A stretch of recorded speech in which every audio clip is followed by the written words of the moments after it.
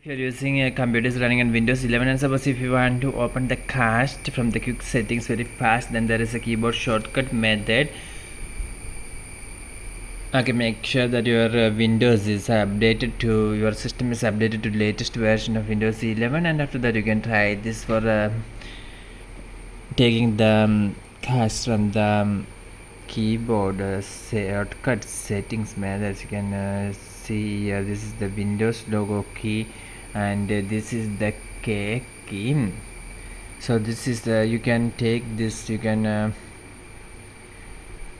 press these two keys at the same time for opening the cast. So for doing this, you must press the Windows logo key, and at the same time you must press the K key. So if you press these two keys at the same time, then you can see that the cast have been here.